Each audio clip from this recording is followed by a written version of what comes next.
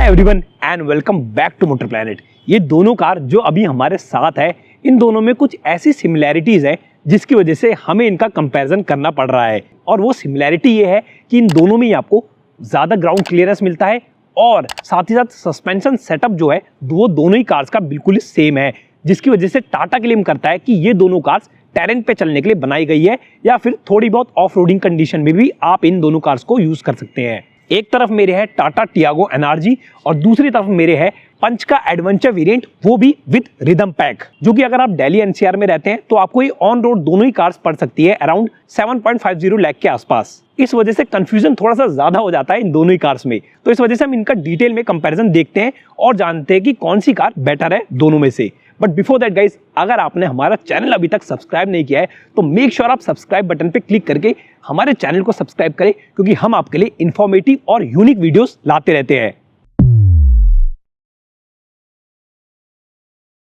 तो गाइस बात करें पहले तो लुक्स की, तो लुक्स में कोई कंपैरिजन नहीं है दोनों का, क्योंकि दोनों ही सेगमेंट बिल्कुल ही डिफरेंट है। तो हो सकता है आप में से काफी सारे लोगों को टियागो एनआरजी ज्यादा पसंद हो और हो सकता है आप में से काफी सारे लोगों को टाटा पंच ज्यादा पसंद हो। एंड क्योंकि लुक्स सब्जेक्टिव चॉइस है, इस वजह से लुक्स मैं आप पे छोड़ता हूं, आप हमें नीचे दे कमेंट सेक्शन में बताइए कि आपको इन दोनों में से कौन सी कार ज्यादा पसंद है। बात करते हैं डायमेंशन की। डायमेंशन वाइज साफ सीधी सी बात है कि ये जो कार हमारे साथ है राइट साइड में है, जो मेरे है वो है टाटा पंच। और टाटा पंच जो है वो एक माइक्रो एसयूवी है, इस वजह से नेचुरल है कि टाटा पंच का जो डायमेंशन है वो एनआरजी क्रॉसओवर के कंपैरिजन में थोड़ी सी ज्यादा होगी। यानी कि हाइट आपको यहाँ पे ज्यादा मिल जाती है, लेंथ आपको यहाँ पे ज्यादा मिल जाती है, व्हील बेस आपको यहाँ पे ज्यादा मिल जाता है और विड्थ भी आपको यहाँ पे ज्यादा मिल जाती है टाटा पंच में। इसी के साथ बात करें अगर ग्राउंड क्लियरेंस की दोनों के, तो टाटा पंच आपको 187 mm का ग्राउंड क्लियरेंस ऑफर करती है और टियागो एनआरजी जो हमारे लेफ्ट साइड में है वो आपको 181 mm का ग्राउंड क्लियरेंस ऑफर करती है। अब साफ सीधी सी बात है कि टाटा पंच एक माइक्रो एसयूवी है, इस वजह से इतना ग्राउंड क्लियरेंस इसे ऑफर करना बहुत ज्यादा इंपॉर्टेंट है। बट यहाँ पे टियागो एनआरजी भी कम नहीं है टाटा पंच के कंपैरिजन में, क्योंकि 181 mm का भी ग्राउंड क्लियरेंस एक क्रॉसओवर के लिए काफी अच्छा ग्राउंड क्लियरेंस माना जाता है। और डेफिनेटली टियागो एनआरजी को भी आप छोटे मोटे टेरेंस और ऑफ रोडिंग में भी यूज कर सकते हैं, सेम पंच की तरह। उसके बाद अगर बात करते हैं हम दोनों के इंजन स्पेसिफिकेशंस की, तो यहाँ पे जो चीज दोनों को सिमिलर बनाती है एक दूसरे से, वो बनाती है इन दोनों का इंजन। दोनों कार्स में आपको टाटा का 1.2 लीटर का रेवोट्रॉन पेट्रोल इंजन मिलता है, जो कि 3 सिलेंडर यूनिट है। और क्योंकि ये जो इंजन है वो एक नेचुरली एस्पिरेटेड पेट्रोल इंजन है, इस वजह से इनकी परफॉर्मेंस भी आपको ऑलमोस्ट सिमिलर मिलेगी। बट यहाँ पे गाइज एक छोटा सा ट्विस्ट आ जाता है। अब जैसे कि गाइज आप जानते हैं कि टाटा क्लेम करता है कि ये जो कार है वो एक एसयूवी है और ये जो कार है वो एक क्रॉसओवर है। और एसयूवी के लिए ये चीज बहुत ही इंपॉर्टेंट हो जाती है कि उसका लोअर एंड टॉर्क जो है वो थोड़ा सा ज्यादा होना चाहिए एक नॉर्मल हैचबैक के कंपैरिजन में या फिर एक नॉर्मल क्रॉसओवर के कंपैरिजन में। इस वजह से जनरली आपने देखा होगा कि लोअर एंड टॉर्क की वजह से लोग एसयूवी में डीजल इंजन लेना ज्यादा प्रेफर करते हैं, या फिर अगर डीजल इंजन ना भी हो तो भी टर्बो पेट्रोल इंजन लेना ज्यादा प्रेफर करते हैं। दोनों इंजन पंच में नहीं आते, ना डीजल इंजन आता ना टर्बो पेट्रोल इंजन आता। इस वजह से टाटा क्लेम करता है कि उन्होंने पंच में डायना प्रो टेक्नोलॉजी का यूज किया है। अब ये जो टेक्नोलॉजी है इसके नाम पे मत जाइएगा गाइज, नाम से डरने की कोई जरूरत नहीं है। बेसिकली इस टेक्नोलॉजी को रैम एयर इनटेक भी कहते हैं। और ऐसा नहीं है कि पंच में ये सबसे पहले यूज हुई है, ये बहुत बार काफी सारी बाइक्स में भी यूज हो चुकी है और काफी सारी कार्स में भी ऑलरेडी ये टेक्नोलॉजी यूज हो चुकी है। एंड इसकी हेल्प से ज्यादा एयर जो है वो इनटेक में एंटर करती है, जिसकी वजह से कार का जो कंबशन है वो ज्यादा प्रिसाइजली होता है। रिजल्ट क्या मिलता है? रिजल्ट आपको काफी सारे मिल जाते हैं, बट उनमें से जो इंपॉर्टेंट रिजल्ट यहाँ पे मिलता है पंच में वो ये मिल जाता है कि लोअर एंड जो टॉर्क है वो टाटा पंच का थोड़ा सा बेटर हो जाता है इस रैम एयर इनटेक की वजह से। ये बात हुई थ्योरेटिकल डेफिनेशन की इसकी। बट अगर आप प्रैक्टिकल वर्ल्ड में जाएंगे और दोनों ही कार्स को ड्राइव करेंगे तो आपको बहुत ही कम डिफरेंस फील होगा दोनों ही कार्स में। मतलब कि पंच की परफॉर्मेंस और टियागो एनआरजी की परफॉर्मेंस आपको सिमिलर ही लगेगी, अनलेस आप इन दोनों से हार्डकोर ऑफरोडिंग करने की ट्राई करें। बाकी गाइस कीज की बात करें तो कीज आपको कुछ इस टाइप की मिलती है। एनआरजी जो है वो एक ही वेरिएंट में आती है, तो ऑब्वियस सी बात है टॉप वेरिएंट ही है इसका। पंच है ये इसका टॉप वेरिएंट नहीं है, ये एडवेंचर रिदम पैक है, जिनका प्राइस जो है वो आसपास ही लाई करता है। तो यहाँ पे टियागो एनआरजी की आपको कुछ कीज इस टाइप की मिलती है, क्योंकि आपको उसमें कीलेस एंट्री मिलती है। बट पंच की बात करें तो यहाँ पे आपको रिमोट की मिलेगी इस वाले वेरिएंट में, और यहाँ पे आपको लॉक बटन, अनलॉक बटन और ये है फॉलो मी होम हेडलैम्प्स का बटन। बट यहाँ से आपको जो गाड़ी को स्टार्ट करना पड़ेगा वो मैनुअली करना पड़ेगा। टियागो एनआरजी में आपको स्टार्ट करने के लिए यहाँ पे इंजन स्टार्ट स्टॉप बटन दिया गया है। अब गाइस बात करें अगर दोनों के डिजाइन की, तो टाटा पंच का जो डिजाइन है वो वैसे तो स्क्रैच से बनाया हुआ है, बट आप ये चीज नोटिस करेंगे कि इसका जो डिजाइन लैंग्वेज है वो हैरियर से थोड़ा सा इंस्पायर्ड है। Tiago energy on the other hand Tiago से इंस्पायर्ड है, क्योंकि ये जो कार है वो बेसिकली टियागो का ही एक क्रॉसओवर वर्जन है। इस वजह से टियागो वाली चीज आपको यहाँ पे भी देखने को मिलेगी, यानी कि आपको यहाँ पे कोई भी प्रोजेक्टर हेडलैम्प्स का सेटअप नहीं मिलता है, नॉर्मल आपको यहाँ पे हेडलैम्प्स मिलते हैं। और क्योंकि ये टॉप वेरिएंट है इस वजह से आपको नीचे की साइड भी फॉग लैंप्स मिलेंगे। पंच की बात करते हैं, पंच आपने काफी बार देखी है, ऊपर की साइड आपको इसमें मिलते हैं डीआरएल्स, बट डीआरएल जो है वो इसके हेलोजन वाले एलईडी नहीं है।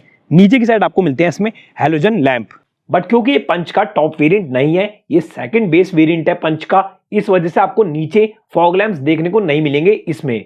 ये बात कर ली हमने दोनों के फ्रंट प्रोफाइल की। साइड प्रोफाइल में जैसे ही आप आएंगे तो आप ये चीज नोटिस करेंगे कि टियागो एनर्जी और टाटा पंच के इस एडवेंचर वाले वेरिएंट में आपको 15 इंचेस के स्टील रिम देखने को मिलते हैं, बट दोनों ही कार्स में आपको जो स्टील रिम है उनमें व्हील कवर्स कुछ ऐसे लगाया गया है जिसकी वजह से वो देखने में दूर से एलॉय व्हील्स जैसे लगते हैं। स्पेशली एनर्जी की बात करूं तो इसके जो व्हील कवर्स है वो बिल्कुल ही आपको एलॉय व्हील्स वाला फील देंगे। इनफैक्ट आप दूर से देख के पहचान भी नहीं पाएंगे अनलेस आप इसे टच करें। और सेम पंच में भी आपको व्हील कवर्स मिलते हैं जो कि ग्लॉसी ब्लैक फिनिशिंग दी गई है जिन्हें, और वो भी आपको काफी हद तक एलॉय व्हील जैसा लुक ही देंगे। इसके अलावा ग्राउंड क्लियरेंस मैंने आपको ऑलरेडी बता दिया था वीडियो की स्टार्टिंग में कि टियागो एनर्जी में आपको 181 mm का ग्राउंड क्लियरेंस मिलता है, दूसरी तरफ पंच में आपको 187 mm का ग्राउंड क्लियरेंस मिलता है। सस्पेंशन की बात करते हैं तो बिल्कुल ही सिमिलर आपको इसमें सस्पेंशन दिए गए हैं, और इस वजह से जब आप दोनों को ही बैड रोड्स पे ड्राइव करेंगे तो आपको कोई इशू नहीं होगा दोनों को ड्राइव करने में बैड रोड्स पे, क्योंकि इन दोनों के सस्पेंशन बहुत ज्यादा स्टिफ नहीं है एंड बैड रोड्स पे भी आपको वो काफी अच्छी राइड ऑफर करते हैं। बाकी एनर्जी की अगर साइड प्रोफाइल की बात करें तो यहाँ पे आप देख सकते हैं कि आपको बॉडी कलर डोर हैंडल्स नहीं दिए गए हैं, आपको क्लैडिंग जैसे ही आपको डोर हैंडल्स इसमें मिलते हैं। बट मजे की बात यह है कि इसमें आपको जो कीज मिलती है वो कीलेस एंट्री मिलती है, यानी कि आपको डोर्स पे रिक्वेस्ट सेंसर दे दिए गए हैं टियागो एनर्जी के अंदर। उससे बेनिफिट ये होता है कि आपको कीज पॉकेट में रखनी है अपनी और रिक्वेस्ट सेंसर को प्रेस करके एंटर करना है और कार को स्टार्ट करना है पुश बटन स्टार्ट से। मोर ओवर ओआरवीएम्स की बात करते हैं तो टियागो एनर्जी क्योंकि टॉप वेरिएंट है इसका, इस वजह से इसमें आपको ऑटो फोल्डेबल ओआरवीएम्स भी मिलते हैं। ये मैंने कार कर दी लॉक और फोल्ड हो गए इसके ओआरवीएम्स, और साथ ही साथ आप इन्हें अंदर से एडजस्ट भी कर सकते हैं, वो भी इलेक्ट्रिकली। दूसरी तरफ अगर हम पंच की बात करते हैं तो आपको इसके जो ओआरवीएम्स है वो मैनुअली फोल्ड करने पड़ेंगे, बट आप इन्हें इलेक्ट्रिकली एडजस्ट कर सकते हैं अंदर से। उसी के साथ टियागो एनर्जी में आपको ऊपर की साइड रूफ रेल्स भी मिलते हैं, बट ये जो रूफ रेल्स है वो यूजेबल नहीं है, ये सिर्फ आपको डिजाइन के लिए दी गई है जिससे थोड़ा सा इसमें एक क्रॉसओवर वाला लुक आए। रियर प्रोफाइल की बात करें तो रियर से भी टियागो एनर्जी टियागो जैसी ही लगेगी, बट पंच जो है वो आपको काफी हद तक रियर से नेक्सॉन वाला लुक देती है। उसके अलावा बूट स्पेस की बात करें तो टियागो एनर्जी यहाँ पे पंच से थोड़ा सा पीछे रह जाती है, क्योंकि इसका जो बूट स्पेस है वो आपको 242 लीटर्स का मिलता है और पंच में आपको मैसिव 366 लीटर्स का बूट स्पेस मिलता है। क्योंकि पंच की डायमेंशन थोड़ी ज्यादा है टियागो एनर्जी के कंपैरिजन में, इस वजह से ये चीज नेचुरल है कि इसमें आपको थोड़ा सा ज्यादा प्रैक्टिकलिटी, स्पेस और बूट स्पेस वगैरह मिलेगा। इसके अलावा इनकी रियर प्रोफाइल को आप देखेंगे तो यहाँ पे टियागो एनर्जी में दो बेनिफिट एक्स्ट्रा आपको यहाँ पे मिलते हैं। वो ये है कि एनर्जी में आपको रियर वाइपर के साथ डिफॉगर का ऑप्शन भी मिलता है, बट पंच के एडवेंचर रिदम वेरिएंट में आपको ना रियर वाइपर मिलेगा और ना ही आपको डिफॉगर मिलेगा। बाकी कुछ कॉमन फीचर ये है इसके रियर प्रोफाइल में कि दोनों ही कार्स में आपको रिवर्स पार्किंग सेंसर्स के साथ रिवर्स पार्किंग कैमरा मिलता है, और साथ ही साथ दोनों ही कार्स में आपको टाटा ने पंचर रिपेयर किट भी दी है जो कि हेल्प करेगी आपकी लॉन्ग ट्रिप्स पे अगर इनकेस आपकी कार का टायर पंचर हो जाए तो। अब गाइस जैसे कि मैंने आपको बताया कि टियागो एनर्जी में आपको डोर्स पे रिक्वेस्ट सेंसर देखने को मिलते हैं, तो इस वजह से हम इसे पॉकेट में रख देते हैं अपनी। ये मैंने रख दी इसकी कीज पॉकेट में, और डोर को ओपन करने के लिए इस बटन को मैं प्रेस करूंगा और ये हो गया डोर ओपन। यहाँ पे एक और चीज आप नोटिस करेंगे कि टियागो एनर्जी में आपको सीट में ड्राइवर सीट हाइट एडजस्टमेंट मिलता है, जिसकी वजह से अब मैं यहाँ पे बैठता हूँ और जैसे मैं यहाँ पे बैठा हूं तो मैं अपनी सीट को भी यहाँ से एडजस्ट कर सकता हूं ऐसे, और ये ऊपर भी कर सकता हूं। तो ये आपको बेनिफिट टियागो एनर्जी में मिल जाता है। पंच में मिलता है नहीं मिलता वो हम अभी थोड़ी देर में देखेंगे। मैं इसके रियर में बैठ के आपको दिखाता हूं एक बार। अब बात करें रियर प्रोफाइल की तो रियर में आप नोटिस करेंगे कि जो ये आपको लेग रूम जो टियागो एनर्जी में मिल रहा है वो एक डिसेंट मिल रहा है, बहुत ज्यादा अच्छा नहीं मिल रहा है जितना कि आपको टियागो में मिलता है। सेम आपको वही स्पेस यहाँ पे देखने को मिलता है, क्योंकि डायमेंशन वाइज कोई भी डिफरेंस नहीं है एनर्जी और टियागो में। दूसरा कुछ कमी यहाँ पे आपको देखने को मिल जाती है, जैसे कि आपको यहाँ पे रियर एसी वेंट नहीं दिया गया है, उसी के साथ आपको यहाँ पे हेडरेस्ट भी नहीं दिए गए हैं। एडजस्टेबल हेडरेस्ट की मैं यहाँ पे बात कर रहा हूँ। बट एडजस्टेबल हेडर्स दिए जाते तो एक अच्छा बेनिफिट होता। तो गाइस पंच के एडवेंचर वेरिएंट के रिदम पैक की बात करें तो यहाँ पे आपको इस वेरिएंट में रिक्वेस्ट सेंसर डोर्स पे नहीं मिलते हैं, इस वजह से इस की का आपको यहाँ पे थोड़ा सा रोल आ जाता है। यहाँ से आपको डोर अनलॉक करना पड़ेगा और ये हो गई अनलॉक। और जो सबसे ज़बरदस्त इसकी चीज़ आपको लगेगी वो लगेगी इसके 90 डिग्रीज के डोर्स। फ्रंट में भी आप देख सकते हैं और रियर में भी एक बार मैं ओपन करके दिखाता हूँ। यहाँ से भी आप देख सकते हैं कि इसके जो दोनों डोर्स हैं वो आपको 90 डिग्रीज पे ओपन होते हैं, जैसे कि आपको एल्ट्रॉस में भी होते थे। तो इस वजह से एंटर और एग्जिट करना इस कार में थोड़ा सा ज़्यादा बेटर हो जाता है उन लोगों के लिए जो कि छोटी कार्स में बैठने में थोड़ा प्रॉब्लम करते हैं। मैं यहाँ पे बैठता हूँ एक बार, और यहाँ पे जो मुझे राइडिंग हाइट मिलती है इसकी वो थोड़ी सी ज़्यादा ऊंची है। इस वजह से जो ये कार है वो आपको एक प्रॉपर एसयूवी वाला फील देगी जब आप इसमें एंटर करेंगे। ये बात हो गई इसके फ्रंट वाली सीट की। एक बार मैं इसके रियर में भी आपको बैठ के दिखा देता हूँ। तो रियर की बात करें तो रियर में आपको लेग रूम डिसेंट मिल जाता है, जितना कि आपको टियागो में मिल रहा था। बट क्योंकि यहाँ पे इस कार का व्हील बेस टियागो के कंपैरिजन में थोड़ा सा ज़्यादा है, इस वजह से इसका जो कैबिन है वो आपको थोड़ा सा रूमी फील होगा। इसके अलावा गाइस इस कार की विड्थ जो है वो टियागो के कंपैरिजन में थोड़ी सी ज़्यादा है, इस वजह से 5 लोग इसमें अच्छे से बैठ पाते हैं टियागो एनआरजी के कंपैरिजन में। तो अगर ओवरऑल कंफर्ट की बात आए गाइस तो ये जो कार है वो टियागो एनआरजी से थोड़ी सी बेटर हो जाती है कंफर्ट और प्रैक्टिकलिटी में। ओके, तो गाइस हमने ओवरऑल इनके एक्सटीरियर वगैरह या स्पेस की बात कर ली है। एक बार मैं आपको इनके फीचर बता देता हूँ कि एनआरजी जो है वो एक ही वेरिएंट में आती है और ये जो वेरिएंट है वो टॉप वेरिएंट है। तो इस वजह से आप जो चीज़ नोटिस करेंगे वो ये करेंगे कि इसमें आपको सारे ऑलमोस्ट फीचर्स देखने को मिल जाते हैं इंपॉर्टेंट, जो कि पंच के एडवेंचर वेरिएंट से मिसिंग है। इस वजह से मैं समरी पहले ही देता हूँ आपको कि ये जो गाड़ी है वो पंच से फीचर में थोड़ी सी ज़्यादा है। कैसे ज़्यादा है मैं आपको बता देता हूँ। यहाँ पे आप नोटिस करेंगे कि पुश स्टार्ट स्टॉप बटन आपको यहाँ पे देखने को मिल जाता है। ये मैंने बटन प्रेस किया और कार हो गई स्टार्ट। तो यहाँ पे आप देख सकते हैं कि ये वाला फीचर आपको पंच के एडवेंचर वेरिएंट में देखने को नहीं मिलेगा, जैसा कि आपको टियागो में मिल रहा है। और यहाँ से हम इग्निशन एक बार दोबारा से ऑन कर देते हैं। ये हो गया इग्निशन ऑन। और यहाँ पे आप नोटिस करेंगे तो आपको यहाँ पे फुल्ली डिजिटल इंस्ट्रूमेंट क्लस्टर आपको यहाँ पे देखने को मिल रहा है, जिसमें आपको लेफ्ट साइड में मिल रहा है इसका टैकोमीटर, राइट साइड में आपको उसका मिल रहा है फ्यूल गेज और मिडिल में आपको मिल रहा है इसका स्पीडोमीटर।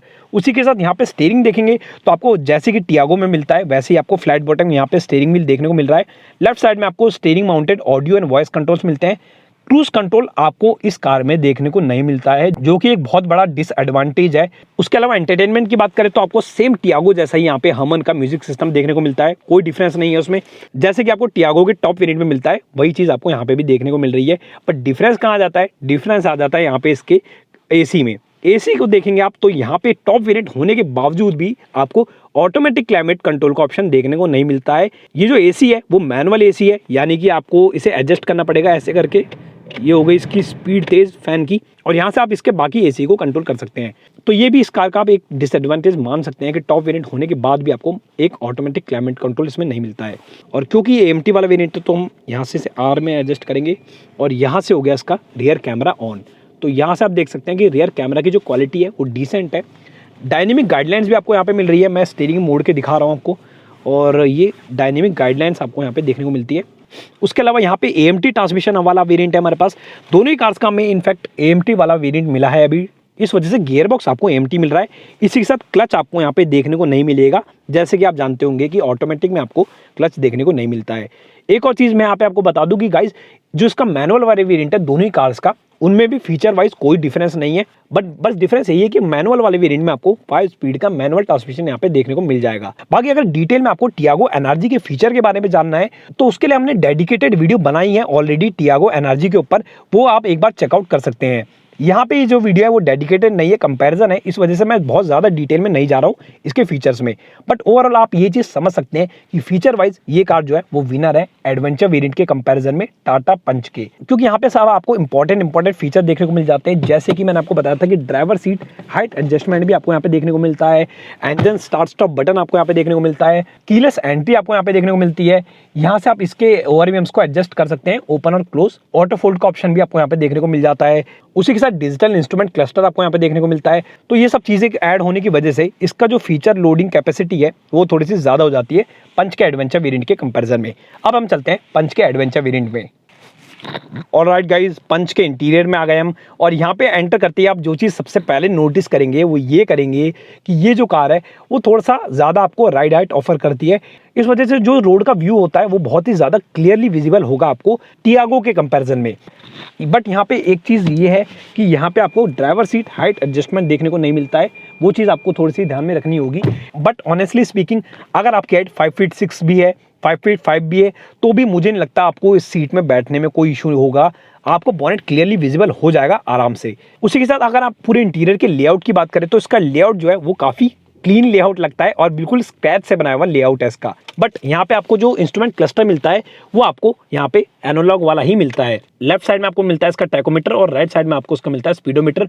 मिडिल में आपको मिलता है इसका MID। और ये इंस्ट्रूमेंट क्लस्टर आपको काफी हद तक एल्ट्रॉस की याद दिलाएगा। इनफैक्ट आप इसमें जो फीचर देखेंगे ज्यादातर आपको वो एल्ट्रॉस जैसे ही लगेंगे। स्टीयरिंग व्हील देखेंगे तो आपको लेफ्ट साइड में आपको इसका मिलता है ऑडियो एंड वॉइस कंट्रोल्स के बटन्स और राइट साइड में आपको कुछ भी नहीं मिलता है। इसमें क्रूज कंट्रोल जो है वो पंच में आता है, बट ये जो वेरिएंट है इस वेरिएंट में नहीं आता क्रूज कंट्रोल।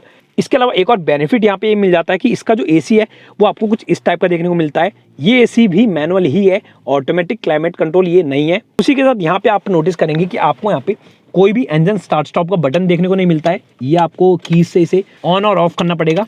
और AMT वाला वेरिएंट है हमारे पास अगेन, जैसे कि हमें NRG में भी देखने को मिल रहा था। तो यहाँ पे आपको AMT गियर बॉक्स देखने को मिलता है। मैनुअल लेंगे तो आपको मैनुअल ही मिलेगा। रिवर्स पार्किंग कैमरा मिल जाता है यहाँ पे, ये आप देख सकते हैं रिवर्स पार्किंग कैमरा ऑन हो गया। एडेप्टिव गाइडलाइंस आपको यहाँ पे भी देखने को मिल जाती है, तो उसे हम छोड़ देते हैं। टियागो NRG जैसा ही आपको फीचर देखने को मिल रहा है। इसके बाद जैसे आप जानते हैं कि इसकी जो डायमेंशन है पंच की वो NRG के कंपैरिजन में थोड़ी सी ज़्यादा है। इस वजह से इसका जो कैबिन है वो थोड़ा सा रूमी है NRG के कंपैरिजन में। बट यहाँ पे आपको NRG की तरह similarly AC went, rear AC went देखने को नहीं मिलता है।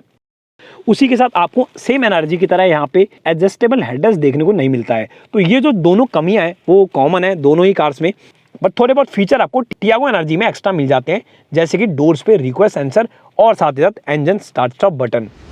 तो गाइस अब आते हैं वीडियो के लास्ट पॉइंट पे, जो कि है इन दोनों ही कार्स का वर्डिक्ट। तो वर्डिक्ट हमारा ये कहता है कि फीचर वाइज अगर बात करें तो टियागो NRG पंच के कंपैरिजन में थोड़ी सी बेटर यहाँ पे ऑफर कर देती है आपको फीचर्स। बट पंच में आपको एक बेनिफिट ये मिल जाता है कि ये जो कार है वो डेफिनेटली टियागो NRG के कंपैरिजन में थोड़ी सी प्रैक्टिकल हो जाती है, क्योंकि स्पेस की बात करें, बूट स्पेस की बात करें और ग्राउंड क्लियरेंस की बात करें तो ये थोड़ी सी ज़्यादा अच्छी परफॉर्म करती है NRG के कंपैरिजन में। तो अगर आप उन लोगों में से जो 7,50,000 के आसपास कोई ऐसी कार देखना चाह रहे हैं जिसमें आपको ज़्यादा फीचर्स मिले, तो आपके लिए यहाँ पे टियागो NRG थोड़ी सी ज़्यादा अच्छी रहेगी।